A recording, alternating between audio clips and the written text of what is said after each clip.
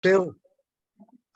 Pronto. Ok, Então, agora, vamos continuar. Agora sou eu que estou a fazer a gravação. Pronto. Então eu vou começar. Vou começar com uma parte mais introdutória do livro, umas páginas um bocadinho anteriores, e depois vou entrar na questão da vida e da biogénese, da cerebralização, pronto. E eu vou tentar até sintetizar um pouco o argumento de Teilhard no fenómeno humano e o que é que isso nos mostra para hoje, também com uma frase da questão da guerra, que nós também hoje vivemos, e portanto, isto dá uma certa atualização. Não é? Portanto, vocês já sabem quem é este senhor, não vale a pena perder muito tempo com ele. Tem algo parecido, o autor do livro, com Teilhard, que é esta paixão pela natureza e por Deus, está bem? Uma paixão muito teilhardiana, parece-me, da ciência, na natureza, da fé de Deus, não é? Essa conciliação, a reconciliar a fé no céu e o amor do mundo. É uma expressão bonita que também aparece neste livro. Pronto. Há ali umas páginas em que eu estive a ver, não é? Que a partir de 26, o Teilhard vai ter uma longa estadia no extremo do Oriente, até 1946, depois de terminada a Segunda Guerra Mundial. E acho que esse contexto que o Teilhard viveu em contexto de guerras, também da Primeira Guerra Mundial e na Segunda, podem-nos trazer alguma atualidade para Teilhard, não é? No chamado assim período chinês, que é um período em que ele vai ter uma enorme produção científica. Eu ia pedir que todos desligassem os vossos microfones, depois, se alguém quiser intervir, liga o microfone, será melhor para todos, acho eu. Obrigado. E é durante este período também que ele participa em algumas descobertas importantes, pronto, de pré-humanos, pronto. E durante este período muito conturbado em termos da história do mundo e também na sua vida pessoal, de incompreensão na Igreja, ele vai amadurecendo as suas intuições teológicas e não deixa de escrever. Apesar de não conseguir publicar em vida, não deixa de escrever. Pronto. E tem assim um espírito, Teilhard tem um espírito para viver esses períodos conturbados. Tem um bom espírito para os atravessar, não é? Escreve numa certa ocasião, acabámos por chegar a Pequim após um fim de viagem marcada por um tempo magnífico, um frio moderado, não menos do que 30 graus à noite, e os incidentes normais de uma viagem na China, 12 balas numa das nossas viaturas. Portanto, uma certa leveza de espírito e ironia, não é? Que ele vai vivendo. Este período, este tempo de expedições e pesquisas científicas é a sua principal missão que lhe é confiada, e ele é reconhecido por esse trabalho e vai ser muito produtivo nesse trabalho. Temos de ter em conta que essa missão que ele recebe é também, de certa forma, para o afastar naquele período das controvérsias eclesiásticas e de teor mais teológico. No entanto, Teilhard será sempre incapaz de separar essas duas paixões com as quais eu comecei esta apresentação, da sua pesquisa científica, da natureza e da fé que ele alimenta em tudo o que faz. E é nesse contexto que ele vai redigir Le Milieu Divin, pronto, e vai amadurecer, também com feedbacks que vai recebendo, a grande obra O Fenómeno Humano, que ainda será, vai-nos ser apresentada brevemente numa edição mais crítica, com essas edições, várias versões que vão sendo trabalhadas. Pronto. E enquanto ele se encontra confinado em Pequim, é interessante analisar este período da vida de Teilhard para o período que nós vivemos hoje e que estivemos a viver há pouco tempo, não é? Ele foi obrigado a estar confinado em certos momentos da sua vida, não é? E ele vai sempre trabalhar na redação dessa obra nesses períodos, não é? E isso é interessante, esse certo confinamento no qual ele se vê obrigado a viver na China, que é infligido, por um lado, pela própria Igreja, da qual ele é filho, com muito amor e com muito espírito, com um grande espírito de obediência, e também vários confinamentos que as circunstâncias da guerra criam, não é? Pronto. Não sei se conhecem um jesuíta francês que se chama Benoît Vermandet, que é um jesuíta também que esteve na China e está na China, trabalha na China, ligado também a Teilhard, que escreve muito para a Archiduta Católica, e ele participou num documentário, num pequeno filme sobre Teilhard na China, não é? E eu gostaria de passar um excerto, partilhar com vocês um excerto.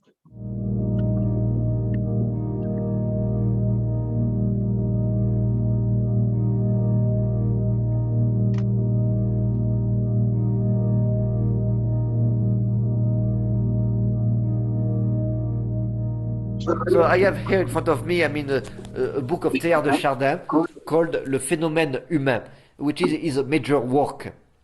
And so in fact it's very interesting with that copy because it is not a published copy, but it is a kind of copy which is a rheonotype, and that Teilhard de Chardin himself was working on that manuscript, and he wrote that book in Beijing. And so when he was here during the Second World War, he wrote that book.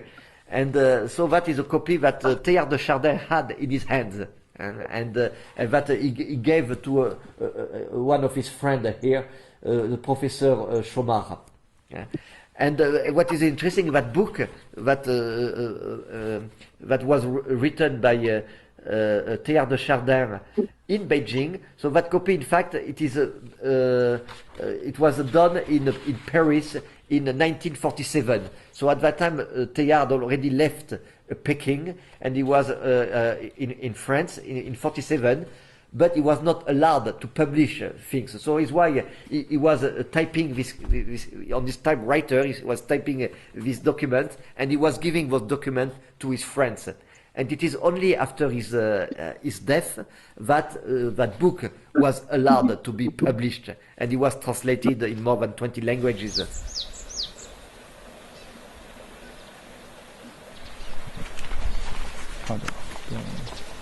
Rien de délicat et fugitif par nature comme un commencement. Aussi longtemps qu'un groupe zoologique est jeune, ses caractères demeurent indécis. Son édifice est tendre, ses dimensions sont faibles. Peu d'individus relativement le composent et qui changent rapidement. Aussi bien dans l'espace que dans la durée, le pédoncule, ou ce qui revient au même le bourgeon d'un rameau vivant, correspond à un minimum de différenciation, d'expansion et de résistance. Comment va donc agir le temps sur cette zone faible? Inévitablement, en la détruisant dans ses vestiges. Irritante mais essentielle fragilité des origines, dont le sentiment devrait pénétrer tous ceux qui s'occupent d'histoire. Lorsqu'en tout domaine une chose vraiment neuve commence à poindre autour de nous, nous ne la distinguons pas, pour la bonne raison qu'il nous faudrait voir dans l'avenir son épanouissement, pour la remarquer à ses débuts. Et quand cette même chose ayant grandi, nous nous retournons pour en retrouver le germe et les primes ébauches, ce sont ces premiers stades à leur tour qui se cachent, détruits ou oubliés. Où sont, si proches de nous pourtant, les premiers Grecs et les premiers Latins? Où sont les premières navettes, les premiers chars et les premiers foyers? Ou déjà les premiers modèles d'automobiles, d'avions, de cinéma? En biologie, en civilisation, en linguistique, partout. Telle la gomme entre les mains d'un artiste, le temps efface chaque ligne, faible dans les dessins de la vie. 因此，当我们回溯过去时，觉得物是以现成的形式出现的，就毫不奇怪了。发育通过时代的选择性吸收，自动的希望从我们的眼前消失，并且在整个现象领域转变成平面与稳定性的断断续续的连续性。就这样，在过去的破坏性作用，这种作用是和成长的创造性作用结合在一起的。生命树的分支对科学来说最终显现和分离出来了。就是这段它里面谈到了一个，我其实也是我一直以来对世界的一种期待，谈不上认识，一种期待，就是我就觉得，就是说过去的一切都不曾消失，都不曾被毁灭，他们只是从水面静静的消失掉，他们都没有被毁灭。所以我觉得德日进他从一个古生物学家的角度，或者从一个精确性的角度，为这种设想展开提供了一个新的论据。他就是把整个的世界的进展几千万年来是一棵宏大的一棵生命树。所谓我们因为我们的眼力有限，我们看不见，比方说泥土之下的根，我们觉得过去的一些东西已经被毁灭了，但其实没有。他告诉我们，这只是一种规律，就是说起始阶段，当它完成它的使命之后，它就会消失的。但它消失，它并不是被毁灭，它只是就跟叶脉一样，就跟树根一样，它仍然还在，它仍然是我们当下的血液的一部分。所以我觉得这样的一种感觉会给一个人的生命一种巨大的一种动力，就是我觉得就是整个世界是一体的，就是说我觉得是蛮振奋的。或者说我前2天说到挽留，我觉得这对个人来讲也是一个很好的安慰，就是你所有失去的一切，就是你曾经最珍爱的东西，随着时间也许会慢慢的过去，但是呢它其实没有过去，因为在这棵整个的生命这棵树上，它只是慢慢的沉积下来，就像化石一样，它沉积下来，而你在不停的往上走。你如果想让这个它真的不毁灭，你只有继续的再往上走，让自己成为这棵生命树上最鲜艳的，或者说最鲜绿的一枝，这样这个整棵生命树，只要你在，这棵生命树就还在。Ok, e só também vamos fazendo esta apresentação, vou tentar ser breve também por causa do início e pedir mais uma vez, se faz favor, de desligarem os microfones só para não entrarem aqui sons para nos ajudarem a todos a seguir, não é? E depois há um novo regresso à França, em que Teilhard será nomeado diretor de investigação do Centro Nacional de Investigação Científica e também elegem-no para a Academia das Ciências, não é? E ele neste período vai tentar esclarecer o seu ponto de vista com os dicastérios romanos, com a Cúria Romana, escreverá ao seu superior geral, não é, ao padre-geral da Companhia de Jesus, à época o padre Janssens, e depois receberá uma decisão final, não é, que será negativa, no sentido em que ele só pode publicar as obras científicas, como estariam a fazer, e também que não convém que ele permaneça em França, nem que receba a cátedra de paleontologia humana nesse lugar onde as suas ideias se espalhavam, não é? É o famoso Monitum de 62, muito breve, em que diz que é um pouco perigoso, não é uma condenação muito forte, não é? Mas que não desaconselha o que seja lido nos seminários, etc. Eu queria só fazer uma nota que acho que é importante, no sentido em que ele foi um bocado exilado para a França e depois volta a ser exilado nos Estados Unidos, o seu último período de vida, e em que ele trabalhará muito na ciência, por isso mesmo, mas esta ação também dos seus superiores na Companhia de Jesus foi também um modo de o proteger, no sentido até de esperar pelo tempo certo para a publicação das suas obras de teor mais teológico e espiritual, para que não sejam condenadas com uma condenação mais forte nesse momento histórico, e portanto também houve uma certa prudência por parte dos seus superiores, não é? Pronto. E então ele irá exilar-se mais uma vez em Nova Iorque, onde vai viver muito próximo da sede da ONU, e todos vão ficar admirados, ou todos, ou muitos, por Teilhard não mostrar ressentimento em relação à sua interdição de publicar essas obras de teor mais teológico ou espiritual. Ele que vai sempre publicar no mundo académico, no âmbito científico, vai publicar bastante nesse âmbito, mas em vida não poderá publicar os escritos que tanto trabalha as suas intuições teológicas, não é? Pronto.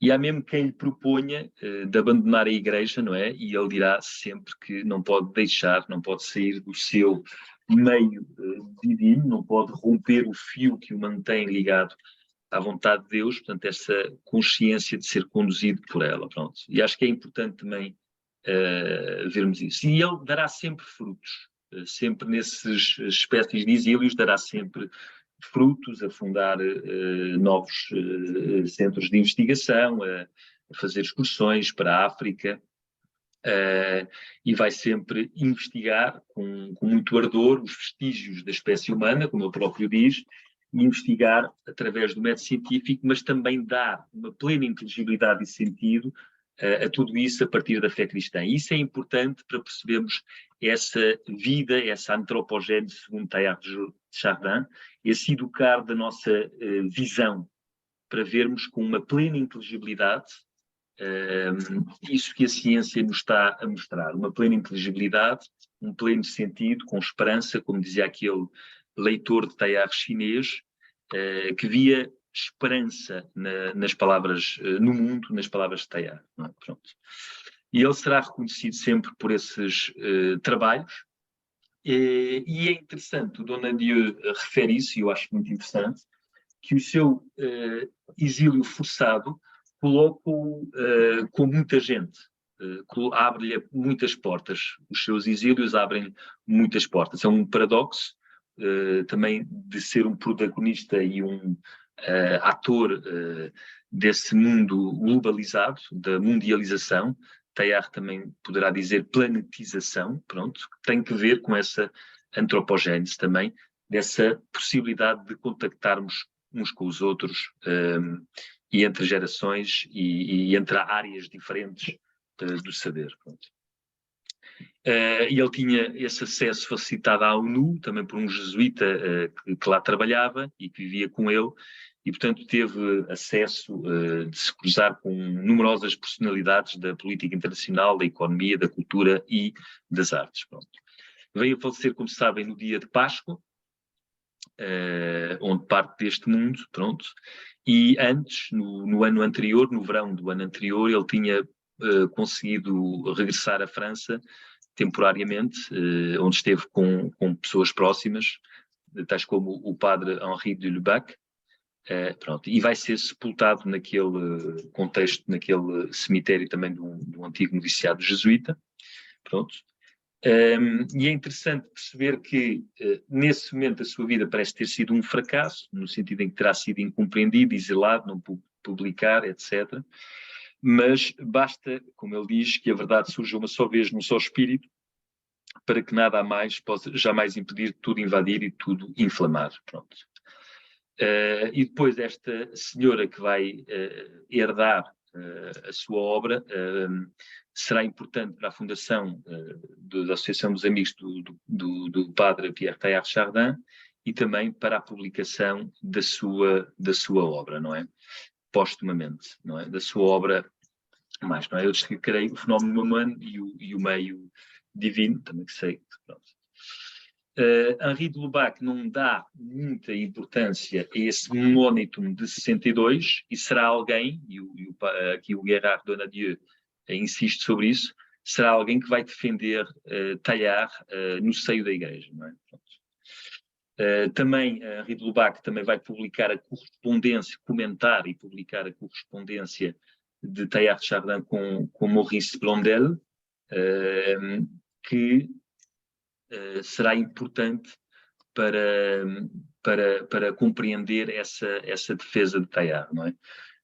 No fundo é ver uma plena inteligibilidade do universo em evolução e da ação humana.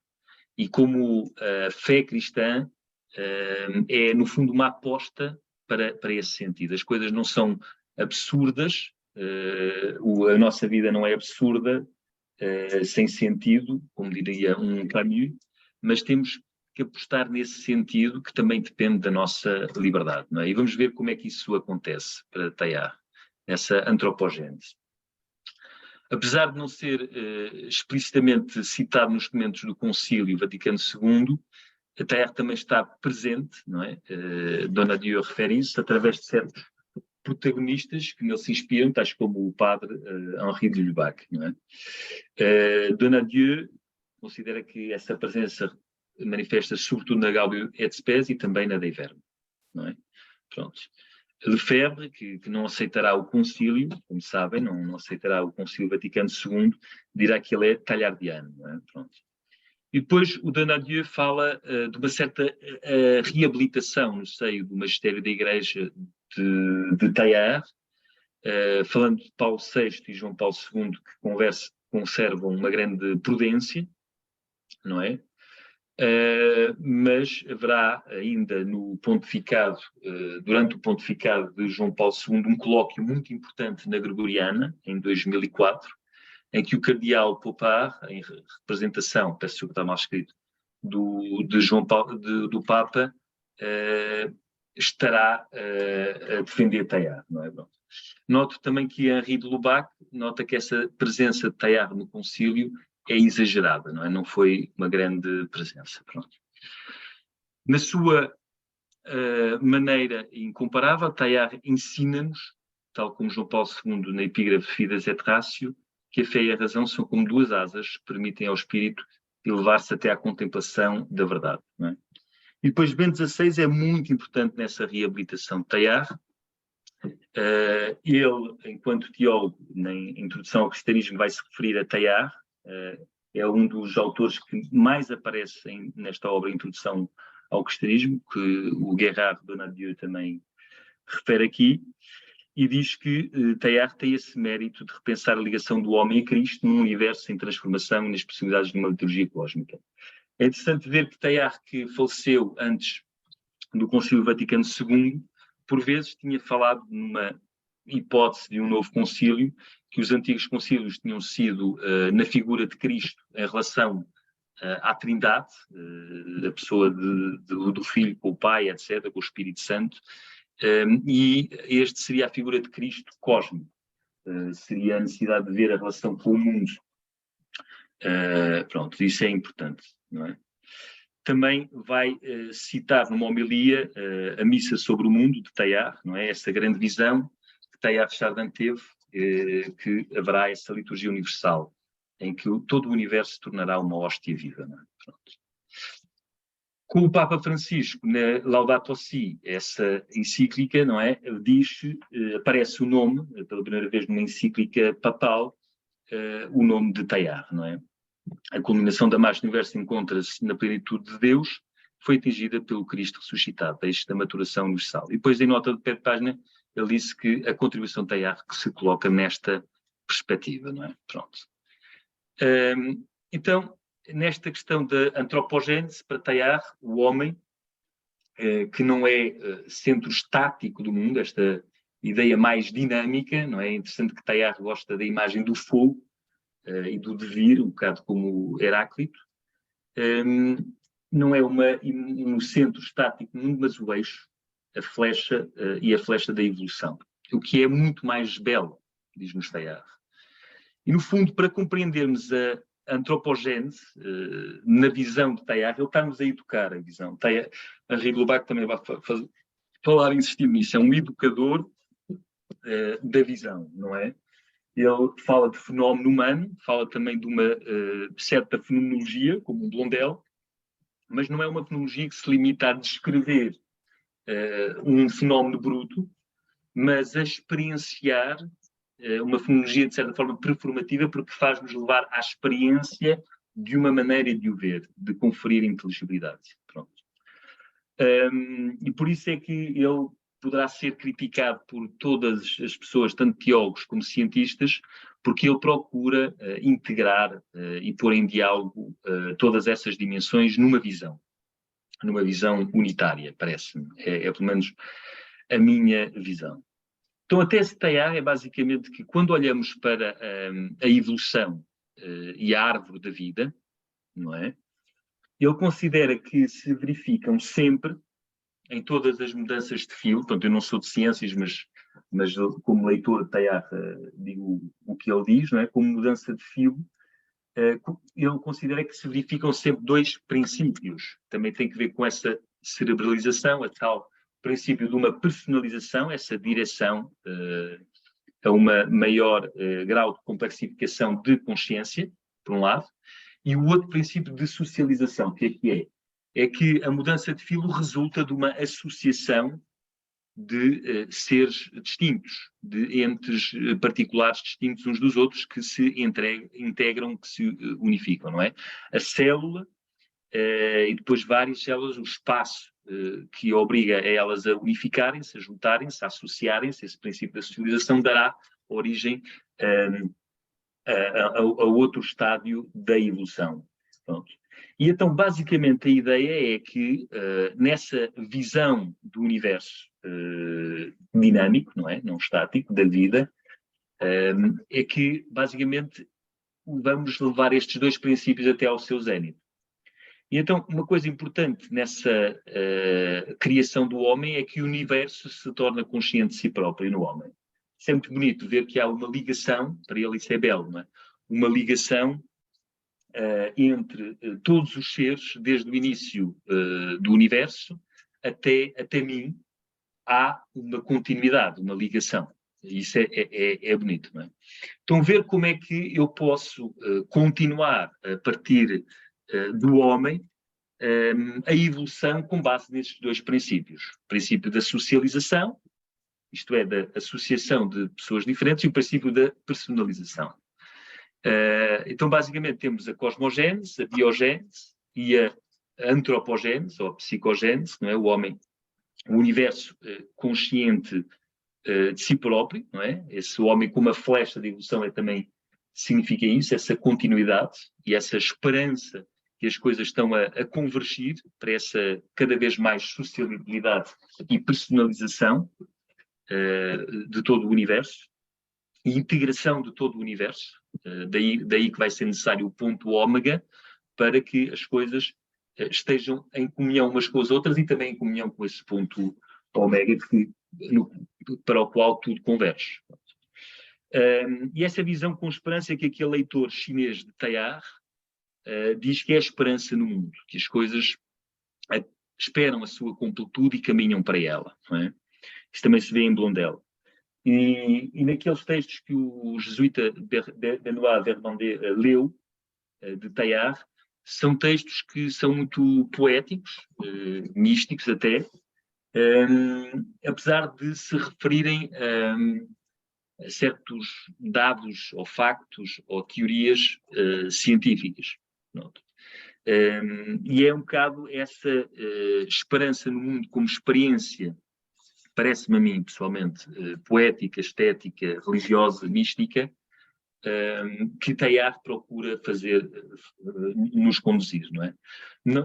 Por um lado, a convergência de tudo, de todo o universo, de todas as coisas, e também todas as dimensões desse homem, todas as dimensões, a poesia, a arte, se quiserem, a religião, a ciência, que vem também com a antropogênese, com o universo consciente de si mesmo. Por isso é que será necessária uma camada distinta, uma nova etapa, aquilo que ele fala da noosfera, não é?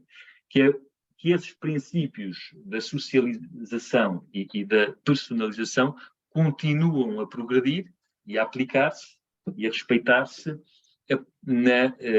depois do homem e a partir do homem. Com mais liberdade, porque o homem agora depende de nós optar por continuar esse caminho, de conferir uma plena inteligibilidade ao universo, de precisamente dizer que o universo não é absurdo, que a evolução do universo não é absurda, e de continuar nesse caminho. Na prática, o que é que isso significa? Significa entrarmos cada vez mais em comunhão uns com os outros. Entrarmos cada vez mais em comunhão com os outros, também com os outros seres do universo, integrá-los na nossa vida, na nossa existência, para os fazer convergir para esse ponto ômega. A questão do amor, que é uma palavra que enfim, de tanto se dizer, perde o seu significado quase, mas essa ideia de uma comunhão, que para Teilhard também é uma energia que nos move e que move o universo, e o sentido do universo depende de se seguir essa energia, não é? Que realiza a pessoa que somos, que cada um de nós é, não é? Pronto. Então, esta ideia de um educador da visão, não propriamente alguém que descreve um fenómeno bruto que aparece claramente e irrecusavelmente a todas as pessoas, mas um educador da visão. Teilhard, não é? Um pouco como aquele filósofo Blondel, com quem Teilhard se correspondeu. É claro que Teilhard fala da noção do universo, do Cristo cósmico e do Cristo evolutor. O universo todo integrado em Cristo é o corpo de Cristo, o corpo místico de Cristo, do qual fala São Paulo, que é a Igreja, pronto. E Blondel também a ação e o desejo do ser humano que tendem para esse único necessário que é Deus. Ele designa por único necessário, não é? Essa ideia que, importante, de Blondel, e Teilhard também partilha, que não há propriamente uma natureza pura. A natureza tem em si essa dinâmica para o ômega, não é? Essa completa-se numa ordem que, de certa forma, a ultrapassa. E é essa a tese.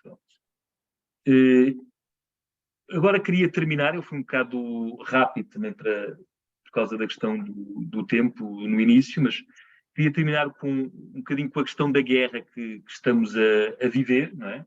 E Teilhard vai juntar um anexo sobre a questão do mal no fenómeno humano, também por questões que lhe fazem.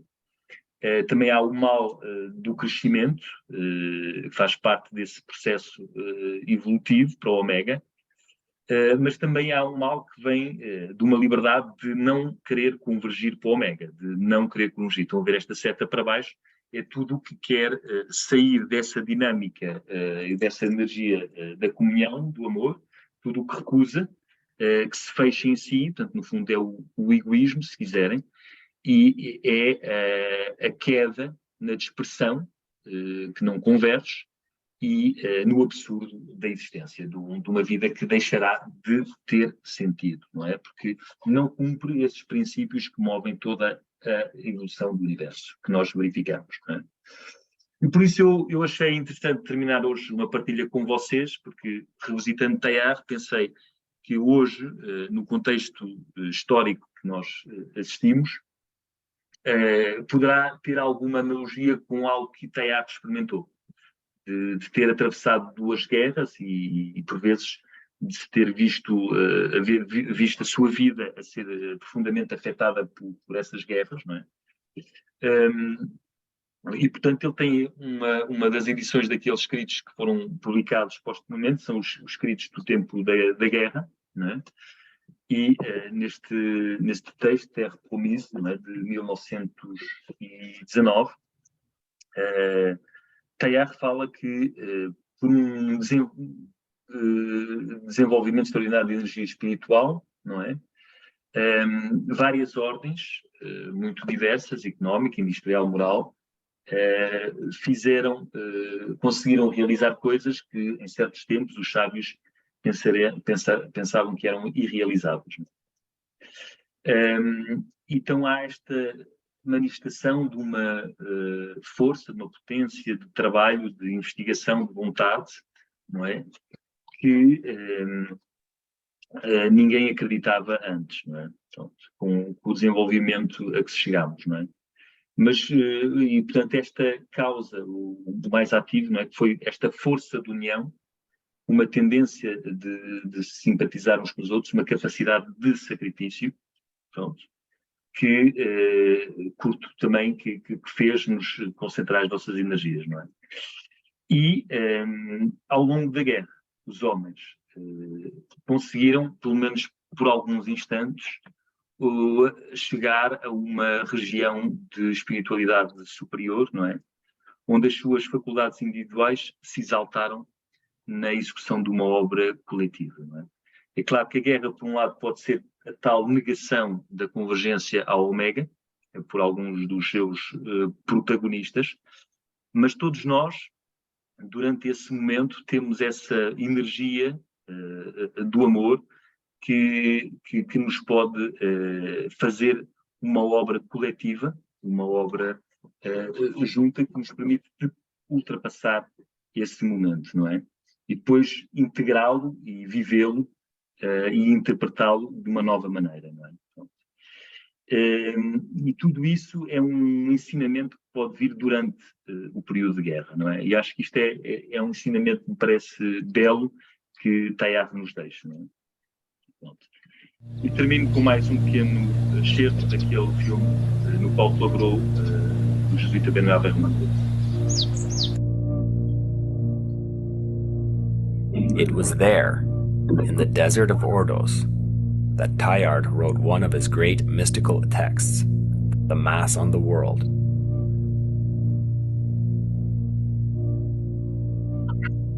Without bread and wine, he couldn't celebrate Mass every day as he was accustomed to doing.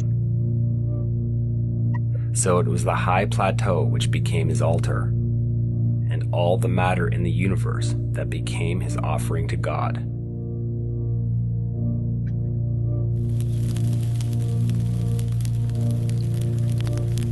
好了，又一次我进入了大地，无震撼，无雷声，火焰从内到外照亮了一切，从最微小的原子之核心到最具有普遍性规律之力量。它如此自然而然地占据了我们宇宙的每个元素、每只发条、每处接链，以致宇宙好像自然起来。在今天自我繁衍的新人类中，圣言延续了它诞生的无限行为。由于圣言深入的融于世界，物质的洪流毫无畏惧地托付其生命。在这种不可言喻的转化中，表面上似乎什么都没有颤动，其实在触到那句实体性圣言时，宇宙这块巨大的圣饼神秘而真实地变为了肉身。从此我的主通过你降生成人，一切物质都已化成肉身。宇宙很久以前，我们人类的思想和经验就认出了它奇异的特性，与肉身如此相似。如肉身一样，它以自己神秘的褶皱和深邃的眼眸中浮动的魅力吸引着我们。如肉身一样，它在我们的分析、我们的衰弱和它自己的时间作用下解体消散，难以把握。如肉身一样，它只有在我们未达到它永远不满足、永远不松懈的努力在努力中，才能真正被拥抱。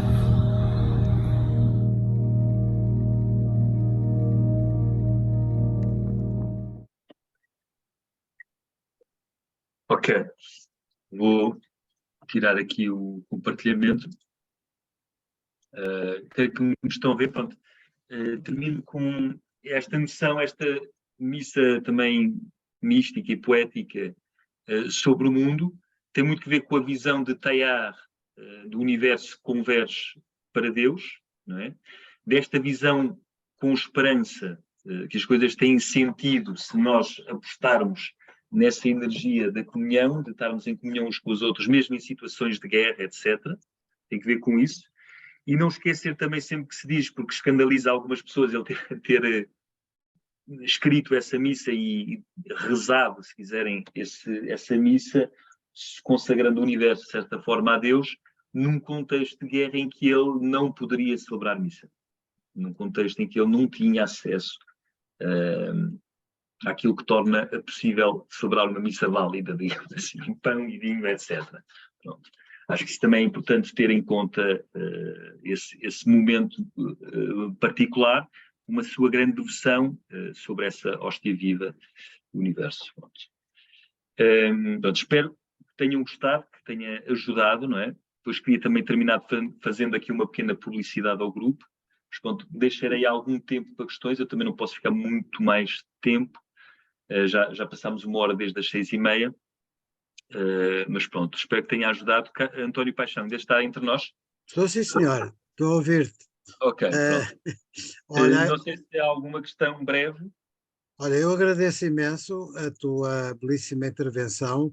Peço desculpa ao grupo todo de atrapalhação inicial, Não faz mal, pronto. Resolvemos. porque eu me sinto culpado porque não manipulei aqui bem os comandos do Zoom. Estou sempre a aprender, não é?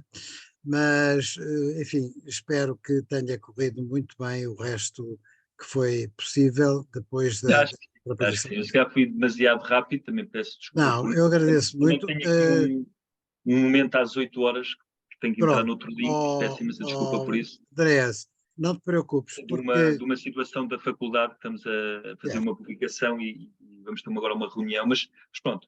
tudo bem. Ehm, Ainda podemos tomar uma ou duas questões que alguém queira pôr. Eu só queria rapidamente recordar que no dia 14 teremos a quarta sessão, aliás, a terceira sessão A, que é a de reflexão sobre as três sessões anteriores, em que não haverá um orador e em que todos poderão participar dentro de uma disciplina de levantar a mão e marcar o momento de intervenção. Portanto, depois ainda quero recordar que no dia 28 temos a quarta sessão propriamente dita, em que o professor Juan de la Gala nos vai pôr em contacto com a realidade da ciência de hoje em comparação com o que foi as concepções que Teilhard, científicas de Teilhard na sua época. Também quero chamar a vossa atenção para que as páginas que estão no plano do curso são as páginas de uma versão PDF que todos têm. Mas eu, para evitar que alguém se possa confundir com as páginas do livro que alguns têm, eu vou indicar também as páginas do livro e assim Ok. podem ver por um lado ou por outro. Agora vou dar a palavra ao Frederico Melo Franco, que está a pedir a palavra.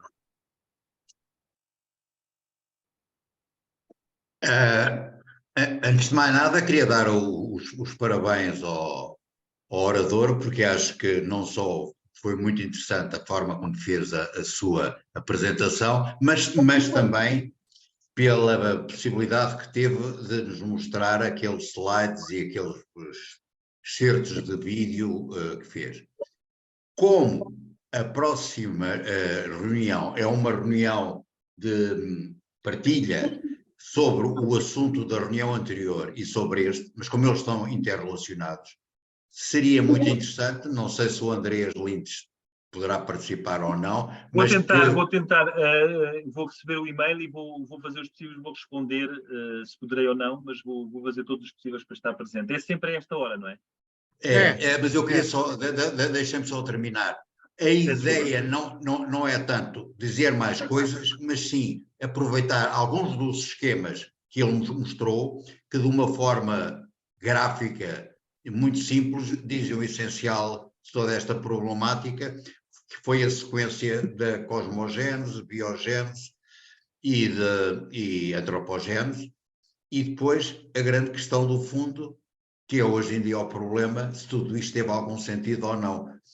Não quero deixar quase de uma forma cínica, dizer o espanto da juventude hoje em dia, quando se lhes diz que ainda não há algumas décadas, as pessoas ainda estavam muito preocupadas com uma criação fixista, obviamente está tudo ultrapassado, mas o que é importante, hoje é que é a grande questão, é se toda a evolução que todos aceitamos teve ou não teve um sentido. E esta é que é a grande questão de fundo e acho que tudo aquilo que acabou de ser dito nos ajuda imenso dentro disso. Era só isso, obrigado e parabéns.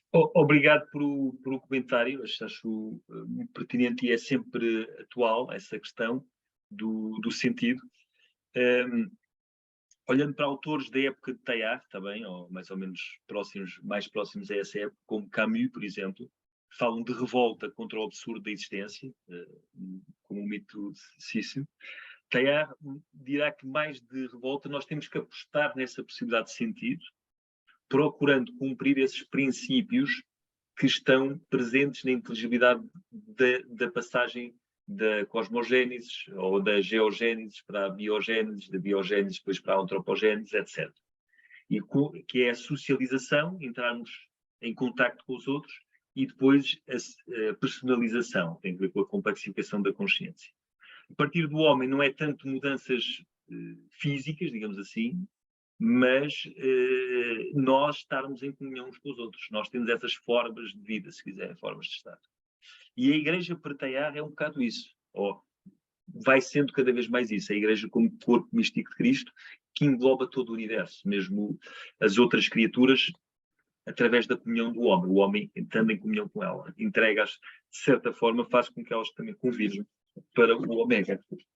E isso parece-me muito, muito, muito bonito e com muita esperança, porque mesmo em todas as situações, e mesmo com protagonistas que não querem essa convergência e que saem dessa convergência pelas forças do egoísmo, se quiserem, ou se quiserem simplesmente o mal, pronto, há sempre a possibilidade de seguir essa energia. E é essa a aposta de Teilhard, parece-me. Ok? Obrigado. Por isso acho que é um autor apaixonante. Pronto. Eu agradeço muito a todos, em particular também ao António Paixão, está bem? Nada, não tem nada que agradecer. E gostaria só de... Ok, obrigado. Eu vou só escrever aqui um link, está bem? Provavelmente,